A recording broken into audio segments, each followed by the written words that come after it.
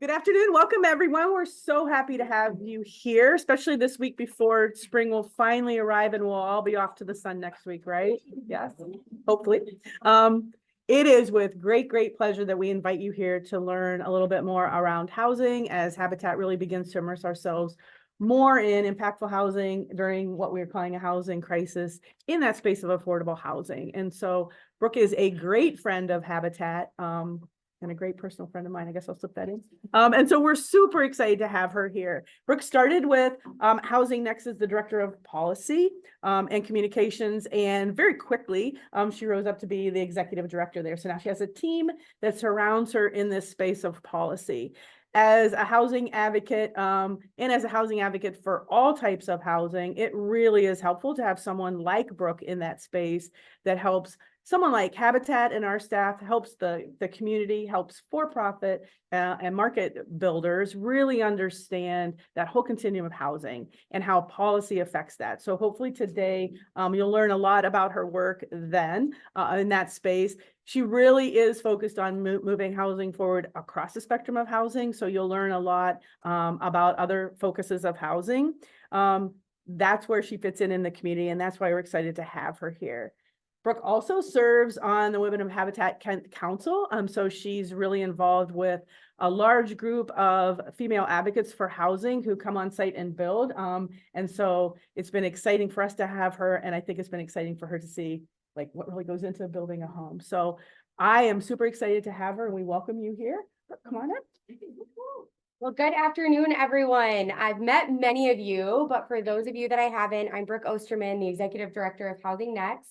We are an advocacy organization that is really on the supply side of things. So we are working on removing barriers for development, whether that's zoning reform, gap financing, etc. My favorite thing to say now, we get a lot of pushback because we don't build houses, right, at Housing Next. But because of Habitat for Humanity and Women of Habitat Kent, I now get to say in the community that I do build houses through their work, right? So I don't build houses at Housing Next, our team doesn't, but we do get to partner with great partners in the community that are doing amazing work and actually building those places for families. So we are a strong team of 3. We've got Jen here, our newest team member who feels like she has been on the team forever. Jen is our community relations manager, so many of you have or will be in contact with her.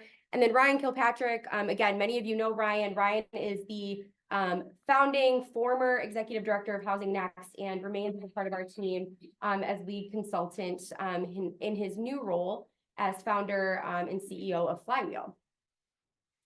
So we are not just, the staff alone. We also have an advisory council made up of community stakeholders across different sectors, business community, philanthropic organizations, as well as government. We do support work in Ottawa and Kent counties. We were founded in Ottawa County about 6 years ago, expanded into Kent County when I was brought on board back in 2022. And so we do have representation from both Ottawa and Kent counties on our current regional advisory council. So I mentioned that we are an advocacy organization. What are we trying to do? We're trying to close the gap. So it's probably not a shock to any of you, but we are in a housing crisis. We have a critical gap, a huge gap projected over the next 5 years. And our work is to close that gap, whether that's through zoning reform, advocacy, or gap financing for for-profit and nonprofit developers, or bringing new state legislation online that can support more affordable development, because we know that not only is the demand growing for new housing, but the costs continue to grow as well. And so it becomes more and more challenging for us as a community to create anything that is affordable to the folks in our community that need it most, but really across the price spectrum. Have any of you tried to buy a home recently? Yes. I am currently in the housing market, and I will tell you that from an individual household level, it is quite different to see the story than from a macro level that we're largely talking about it. So you'll probably hear me reference both today. But one of the things personally was when I was looking for a home in the second largest city in the state, Grand Rapids, and there were 4 houses available on Zillow, and all of them were priced above $400,000, right? So just to kind of set the stage, right? We're talking about not only access, we do not have enough units, we do not have enough housing, But we're also talking about, of course, increased costs for folks in the community. And because of those increased costs, we don't have people moving to different units, right? And so if you have an older couple who has a large home, it doesn't make any financial sense for them to move. So it's a very complex market because then they are staying in a house that they don't want to be in, that's too big for them, and that another individual or household or family would want to be in, but there's no mobility in the market as well. So what are we talking about? We're solving for, over the next few years, our goal and mission is to bring 50,000 new units online between Ottawa and Kent counties. We'll go into the breakdown of what that looks like in Kent County specifically. That's where we'll spend our time today. But what I want to just highlight is the number of units that we have permitted over the last couple of years. So this is not units built, this is units permitted. So we have a 50,000 unit gap in Ottawa and Kent counties. That number is 35,000 in Kent counties alone. And we've only permitted a few thousand units over the last couple of years. So when we talk about the scale of this issue, right, we really need to look at innovative things because what we're doing is not working, right? And so again, we'll touch on some more data here. We have a national housing crisis, right? It is not just here in West Michigan. What we're seeing in West Michigan, though, is that our population is projected to grow. That is not happening in the other parts of the country, in the state. And so we have decades of underproduction, partnered with interest rates increasing, construction costs increasing, labor shortages, as well as the fact that we are just still not keeping up with current demand. And so that projected demand, of course, we're going to continue to fall short. The other thing, though, that I like to highlight about this slide that's a bit more positive is that these were the COVID years, right? And so one of the things that Kent County did do was continue to build. So through partners like Habitat for Humanity, things continued to move forward even amidst all of that chaos. And we would be in an even more dire critical situation if we weren't doing that over the last few years. And some communities in the state were not doing that. And so that's a really big deal when you look at kind of frame of reference for the current state of Kent County. So again, I'm going to walk through this quickly because I have a lot of information and really want to get to questions and discussion. But I wanted to show, again, kind of the complexity of our market here in Kent County, which is that we are projected to see population growth, even while the state is projected to have an overall decline. So you might be hearing that Michigan is struggling with talent.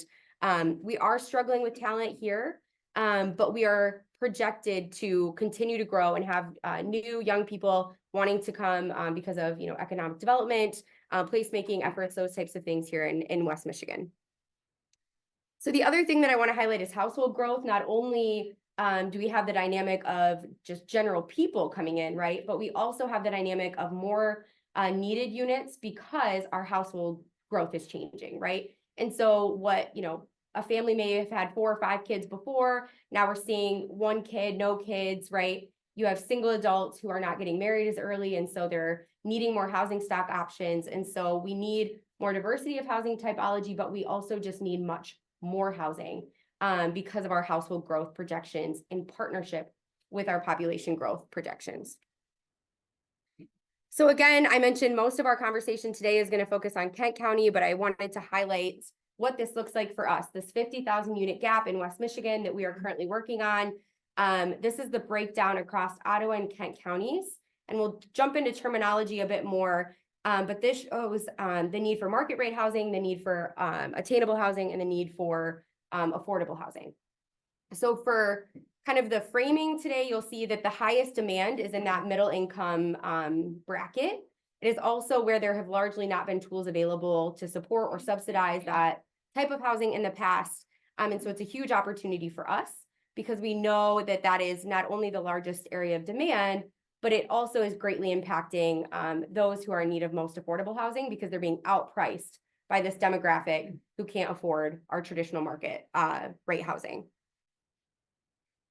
So again, we just want to make sure that everybody is kind of on the right, same foundation as we move forward in the conversation. There are a lot of dynamics at play in the market largely, but then at a household level, right? The shortage impacts everybody differently. So we have folks who have not had the opportunity to purchase a home who are my age. And because I purchased a home 3 years sooner, they're not able to purchase a home, right? So we're talking about a couple year difference. Then you're looking at the generation that is going to high school and college right now, and we're hearing from them that they're afraid that they're not going to ever be able to own a home. But then you also have folks like me who have been a homeowner for a few years now, and I see my equity go up in my house, right? My house has tripled since we purchased it. And so that is a benefit to me, right? And so as a homeowner, I might get a little bit cautious about changes in the market and things because that's a big investment, really excited about that. However, something we like to point out is that equity doesn't mean anything if you can't take it and go anywhere with it because you can't afford anything else, right? And so helping people to understand that, but also understand that for a lot of people, those numbers are really exciting. And so they're maybe not as excited about moving housing solutions forward because right now they're in a good spot. And then you have folks who are aging in place, who want to move, who want to downsize. Their house is just too big for them, or they want to be closer to kids, and it just doesn't make sense to do so because now they're paying a 6.5% interest rate, and they're paying double or triple for the home. So it financially doesn't make sense, and so they are stuck as well. We're also seeing a lot of challenges. I mentioned this briefly, but when you aren't allowing for enough housing at the price point that people can afford, you have households that are out competing for the lowest income houses on the market. So that naturally occurring affordable housing, folks who need it most are not able to get it because you have younger, whiter people outbidding them. And so that's a challenge that we continue to see specifically in West Michigan and will continue to see so long as we're not producing enough supply at all of the different price points that we need in order to ensure that there is access at the levels to which whatever household is looking, it's affordable to them. So just wanted to quickly highlight that vacancy rate is playing a huge part into this. Again, from a supply side, healthy markets have 5 to 6% vacancy. We are hovering just below 3%. And so again, from a supply perspective, we are very limited, and that is impacting overall affordability. So Kent County specifically, the data shows that we increased our demand just over a period of 2 years. So from 2020 to 2022, that need went up 59% in the city of Grand Rapids, 54% in the county. And so when I was hired, the goal was to meet 22,000 units for Kent County, and now that is nearly 35,000 units and climbing.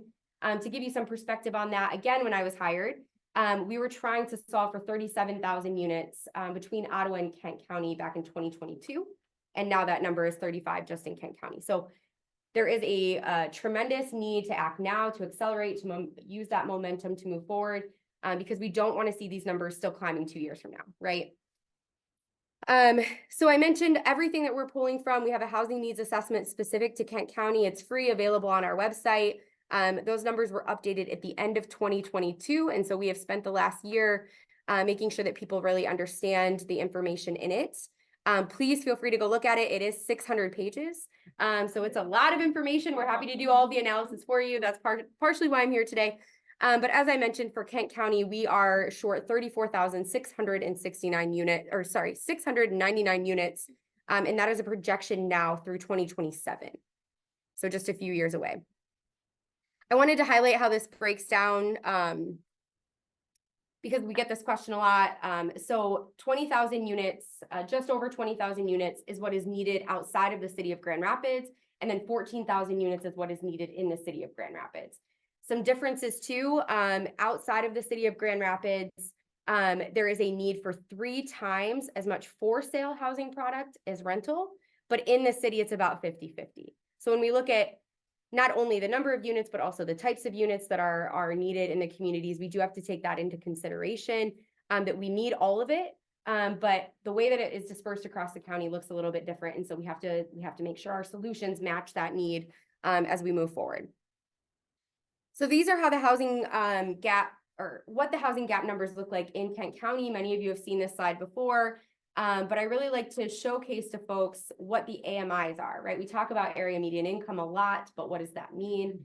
And so when we're saying affordable or attainable housing at this point, we are talking about households that are making up to $100,000, right? And that is a really hard thing for people to wrap their mind around, because I don't know about you, but if I would have said to myself someday, right? I mean, I would have never believed that that was what would be affordable. Doctors were making that, right? Millionaires were making that in my head. And so what we're seeing is a challenge for housing costs and households up to that $100,000 mark struggling to access housing, to find housing, to afford housing in this community.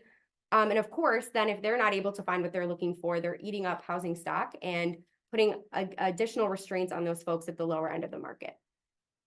We do again see the highest need, overall demand, at the middle income, space, that 80 to 120% AMI. For this group, something that I want to highlight is you see a very small number in the less than 30% AMI. We only need, according to this chart, if you were to just read it, we only need 100 units, right? That number is misleading, right? We do not only need 100 for sale units. If so, we'd already get there with partnerships like Habitat and other nonprofit developers in the community. But that is a number that signifies the number of people who are income qualified for a mortgage that make less than 30% area median income. So it's more likely that 1,800 unit number, more of those individuals would want for sale housing product. They just aren't able to with the constraints of current lending. So again, how does this break down? I don't want to, continue to harp on this, but I just want everyone to kind of understand that the largest gap here, we've got 18,464 units that are needed in that middle income bracket. The second largest demand is market rate housing. We do need more of that, significantly more. And then the lowest, but of course, critically important area of need is for deeply affordable housing units. So again, some data from the study so that you don't have to read the 600 pages, but you can read through it kind of to your own pace.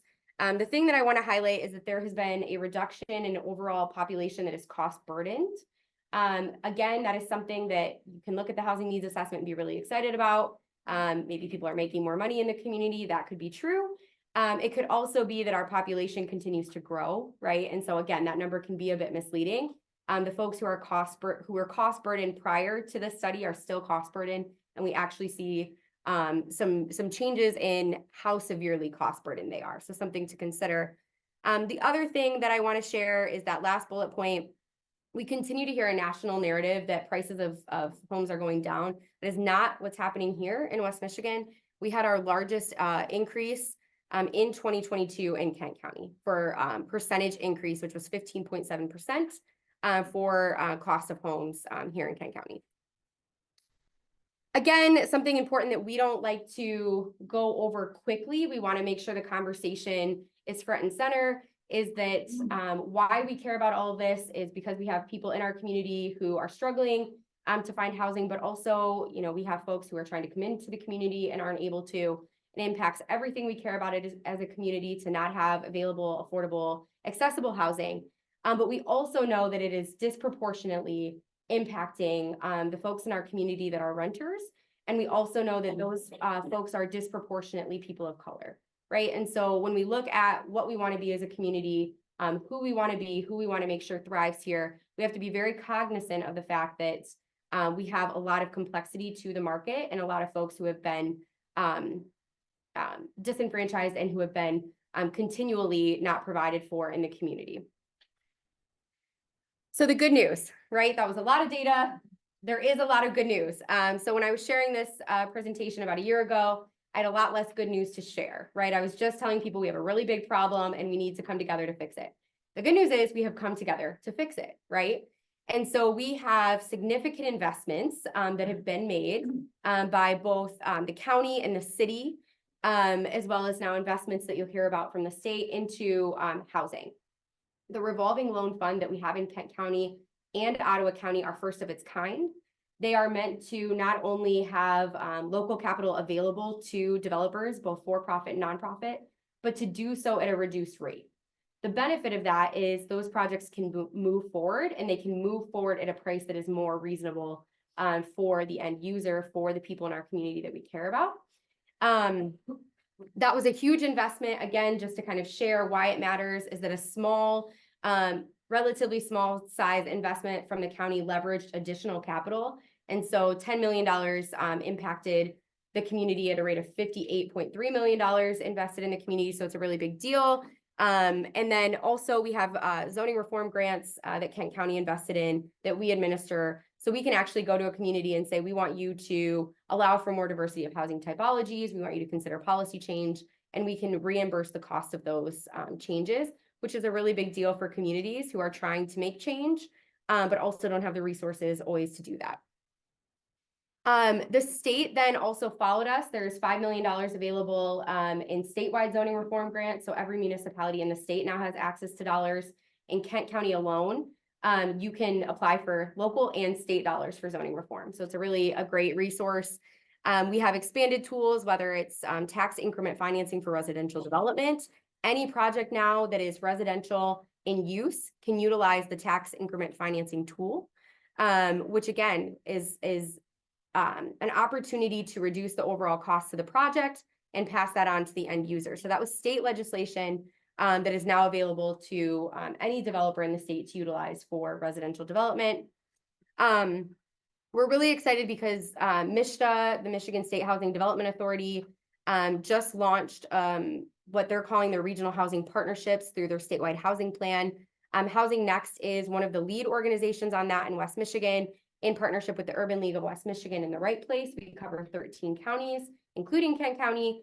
And our job this year is to get $12 million out the door to build new units, rehab units here in Kent County and Ottawa County, as well as the rest of the region.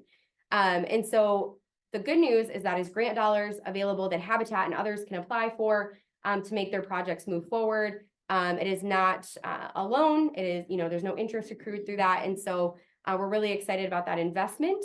And then the last thing that I really want to share before we kind of move forward to Q&A is that we are also realizing through our work and conversation with all of you in the community that we understand that there's a critical need. We have a housing shortage. All of these great tools have been created, but like, so what, right? We still need 50,000 units. How are we ever going to get there?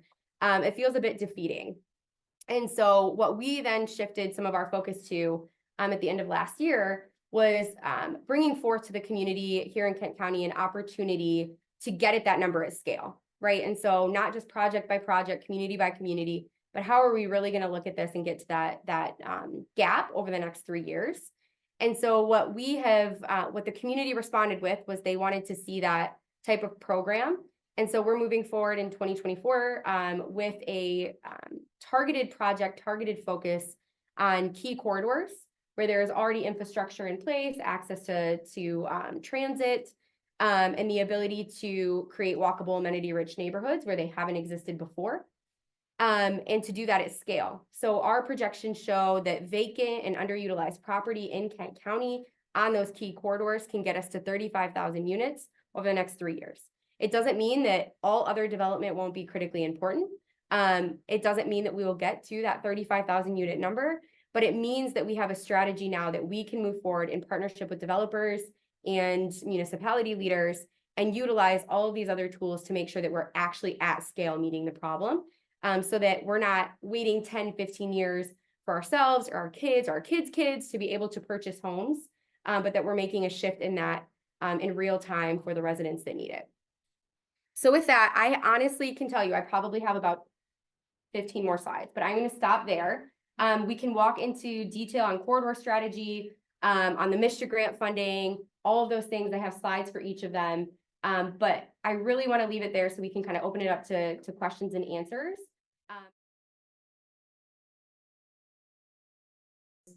I guess, have you assessed this shortage and the style of housing that people want? Yeah. I know there's a lot of condos going on. Sure. And it's like, I would be interested in getting a bigger home, but not a condo. So Yep. like, how have you assessed that and adjusted Sure. the needs for those people? Great question. So in our housing needs assessment, it does give us a baseline for the types of housing that people are looking for and at what price point. We also know with our development partners what they're able to build at that price point, some of those innovative things, right? They can't build those large single family homes anymore at those price points. And so they want to build townhomes. They want to build condos. They want to build cottage courtyards, right? We have folks who want to build ADUs, right? Just that you're in your home, you have that space.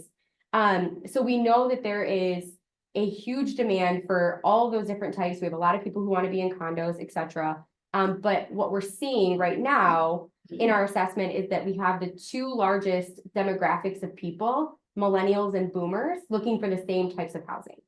They are looking for condos, but they are looking for smaller unit, single family.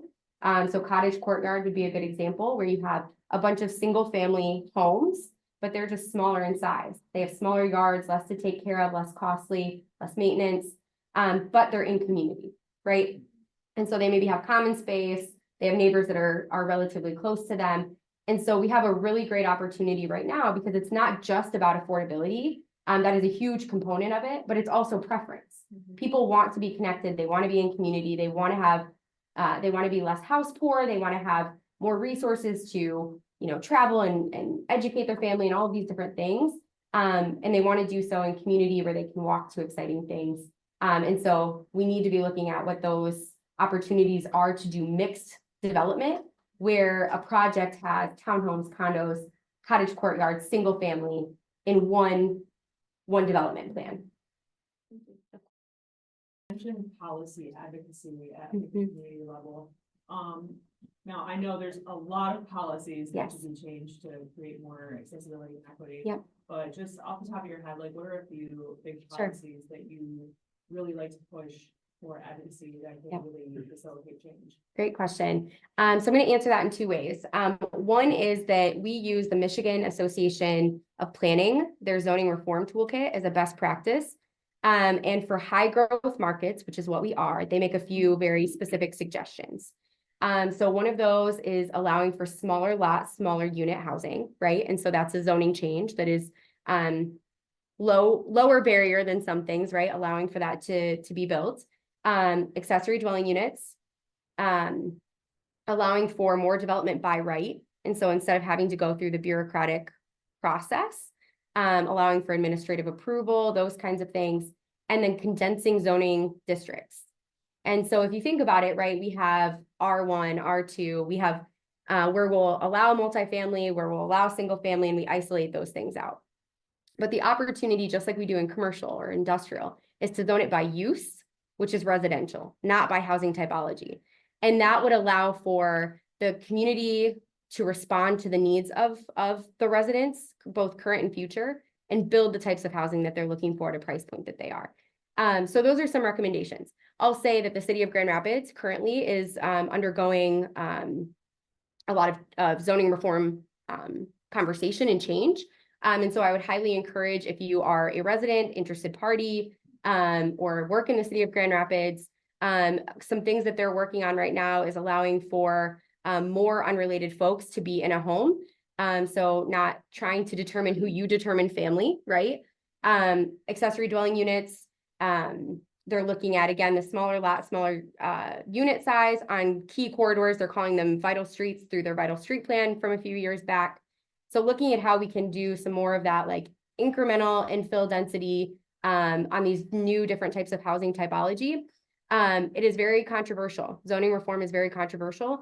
And so any voice showing up to communicate your opinion on that matter is really important, because a lot of times elected officials are only hearing the people who don't want the change to happen, right? And so it is very difficult to get people to show up and in the room who are excited about it. But the city of Grand Rapids has done a really great job of communicating out some of these changes. And right now they told us one of their big wins right now is that they've got 50% of people showing up angry and 50% of people showing up happy, right? That's a big win. That's not typically what's happening. And they're getting a lot of people saying this is not going far enough. We need more change. And they've got a lot of people saying we don't want our community to change.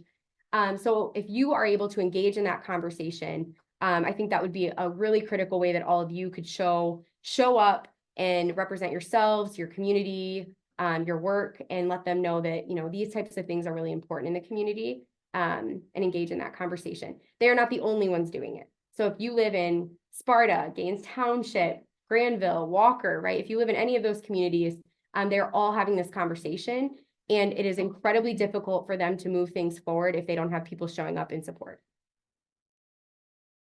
I recently learned about the community land trust Mhm. model, and I'm wondering, what are your thoughts about it and Yeah. how it fits into your other current reforms? Yeah, great question. So I would say I'm going to use a case study for that answer.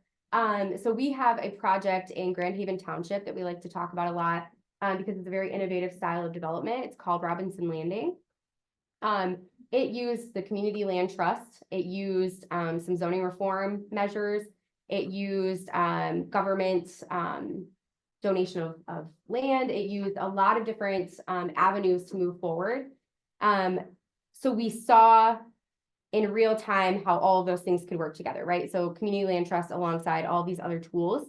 And what was able to happen then was 30 single family homes were able to be brought online. 15 of those were market rate, and the other half were affordable, right? And in Grand Haven Township, that's just not happening, right? So these homes were available at 40% less than what was currently on the market. Same style home, but they were subsidized because of the community land trust model. And what we see now is this really amazing community of folks who maybe were fearful they would never be homeowners, right? And you're seeing a lot of intergenerational mixing. You've got older folks, you have young folks with kids, you have single adults. And so it's something that is really unique and vibrant that isn't happening a lot. And so that model is incredibly important in ensuring overall affordability. Challenge being it often needs to utilize engaged partners, municipality leaders who are using some of these other tools, tax increment financing, tax abatements, those types of things in order to make it work, especially at scale. Of course. Question regarding, you seem to speak a lot around the pending zoning Mhm. changes, but I wonder if you have any data regarding how much housing that will create and if it will impact affordability. Sure, great question. I do not have it handy, but I'd be happy to share it with the group afterwards. I know that the city staff has done some analysis around that. I'd be happy to share it. What is Housing Net's role in the facilitation of the grants and these? Yeah. programs? Yeah, great question. So the zoning reform grants that I mentioned, those are a direct grant that we administer, right? So that $500,000 is a program that we run. So we work with municipalities to help them understand the resources available, understand best practices in zoning reform. And then we also do analysis on impact, right? So to the question just a moment ago, before we would advocate for funding for those projects, we want to know the type of impact it's going to have, how many units we can expect will be enabled, what types of housing, that kind of thing. And so we're doing all of that before we move a recommendation forward. The Michigan State housing, MISHA financing that's coming online, Michigan State Housing Development Authority, those dollars, we are definitely on the ground trying to let people know about it. It is an April 1st application, so it's coming up. So we are trying to communicate out to folks the opportunity, but we are not gatekeeping those dollars. So you do not have to come through Housing Next or any of our partner organizations to access those. If you are a developer, you can go straight to MISHA and apply. However, you do have to use a draft action plan that we created with our stakeholders in the 13 counties last year as a eligibility requirement. So you need to be able to say, how does that speak to the needs and priorities of the region? And so there's influence that way. We can also write letters of support and those types of things, help people to navigate the application, but we are not a gatekeeper of it. So it's just a resource available to anyone. The revolving loan fund, kind of same thing. The revolving loan fund was a tool that was created for this community by this community. And so it exists over the next 30 years. Businesses can invest in it. And so we're educating out in the community about that. That buys down the cost of capital, increases overall affordability. We help fill the pipeline. We help people to know about it. But at the end of the day, folks are able to go straight to IFF, who is the Community Development Financing Institution, who is running the fund and is able to apply for funding. So same kind of thing, we're out communicating. So our role tends to be education, awareness, communication on most programs. The only two that we're driving really are the zoning reform grants and the corridor strategy. Is there data or information about short-term rentals and how they've had the impact on housing availability? Sure. And then are there conversations around policy regarding short-term rentals or even investment properties as a whole? Yeah, so I would say a couple of conversations that are happening. Short-term rentals definitely come up when we're talking about overall need, right? It is much more impactful in the communities that we're working on along the lakeshore than it is here in Kent County. We would say from our perspective, it's a pretty small percentage. We would also say that short-term rentals should be able to exist, right? We should have enough housing supply that we're not having that conversation, I guess is my point. However, the reality is that our lakeshore communities are struggling with it a bit more than we are here in Kent County. I think this conversation comes up a lot around accessory dwelling units and owner occupied or non-owner occupied, right? And that's a conversation that's happening in the city of Grand Rapids. The one thing that I would say in that conversation that makes it complex is the more requirements and restrictions you put on it, right, the more difficult it is to see those units to fruition, or to allow those units to flex based on the family need, right? So if you build an accessory dwelling unit, you can decide what to do with it, whether it's your mother-in-law, whether it's your young child as they get older, that kind of thing, or an elderly parent building an ADU for folks who are unable to afford something in the market, right? So we would say that from that perspective, it's not the housing typology that's the issue, but it's, again, having enough of it that people can make those choices for what makes sense for their family. From an investment perspective, again, we do hear a lot of concerns about overall, are we seeing too much investment come into the community, or is that a risk of outside buyers, and what is that going to mean, especially around zoning reform and those types of things? What I'll say is the data doesn't support that zoning reform makes that worse. It in fact makes it better, because again, as you increase housing supply, you reduce that competitive advantage of coming in here and pricing everything up. Right now, it is complex. There aren't a lot of great strategies in place for how to keep that investment at bay. I understand that. So it's a complex conversation. But what we know is that we don't have enough housing, price continues to go up, and there's money to be made because we don't have enough options on the market currently for everyone. And that's an ongoing concern for us at House. Explain what you mean by the zoning reform grant. Yes, of course, of course. So in Kent County, we have a program that is called the Kent County Municipal Grant Program. That was an investment by Kent County through the ARPA process, and it is money that goes directly to municipalities. So when they are looking at zoning changes that would increase overall housing diversity, housing typology, housing supply number, right? When they are looking at changes that would allow for more housing options, they can apply for zoning reform grant reimbursement once they have done the change and once they have paid for the change. So it is a reimbursement. So it has to make it through the political process, all of those things. And it is analyzed for impact before we were, going to move it forward. So those are dollars that they can say, we did additional master plan engagement. We reached out to the community. We created a survey. We had to pay someone to make these changes, right? Because they actually have to draft the changes to their zoning ordinances, those types of things. And that's a reimbursement for any of those costs associated with the zoning changes. Of course. And it is up to $50,000 per municipality. But as I mentioned, the statewide housing readiness grant program was mirrored off of our program in Kent County. And so there was an additional $5 million dedicated to that just this year. January 16th is when those applications opened, and that is also up to $50,000 per municipality. So if you are in Kent County, you could technically apply for up to $100,000 through the two different programs. Although not yet has a municipality been funded by both, but technically they could. Yeah. What municipalities have you seen do it really well? Great question. So I would say what I'm really excited about is that we have rural communities and urban communities and suburban communities a part of the conversation, right? We have, whether it's the city of Grand Rapids, like I mentioned, Sparta, Walker, there's been a lot of complexity around some of that conversation, but Walker, Kentwood, Wyoming, right? Those folks that are attached to kind of those key corridors are having those conversations. Gaines Township was one of the front runners in this conversation.